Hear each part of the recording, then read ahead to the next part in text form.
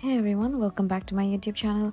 And if you're new here, hello and hi. My name is Arnaz. Welcome to my channel. And today, let's talk about brushes. There are so many brushes in the market which can be confusing and a bit overwhelming. So how many brushes do you need in your makeup kit? Well, for most basic looks, you do not need any brushes, just your fingers for fast and easy application of eyeshadows. But if you're a beginner and want to try out brushes, these are the only 4 types of brushes you need. And without further intro, let's get on to the video.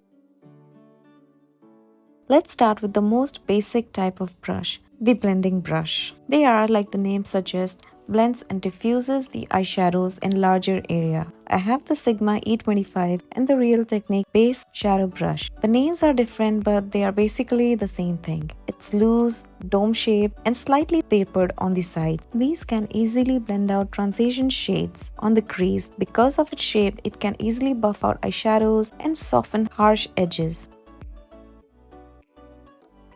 Next is the shader brush. They are flattened but densely packed brushes because of which it can pick up most pigments to pack on the lids. They can be synthetic or natural fibers. The synthetic fibers are used mostly for cream products and the natural fibers are usually used for powder products. I have the Sigma E25 shading brush with me and the Real Technique accent brush. These are both natural fiber brushes. The Sigma E25 is a little larger and can be used to pack eyeshadows on the lids. The Real Technique brush is smaller and used for more detailed work like applying eyeshadows in the lash line, and also very easily cut the crease due to its rounded and flat edges. Then we have the angle brush. Like the name suggests, they are angled and not rounded like the other brushes. They are truly multi-purpose. Use it as a brow brush to create tiny, precise hair-like strokes or apply brow powders. It can also be used to apply eyeliners, be it powder, gel or liquid eyeliner.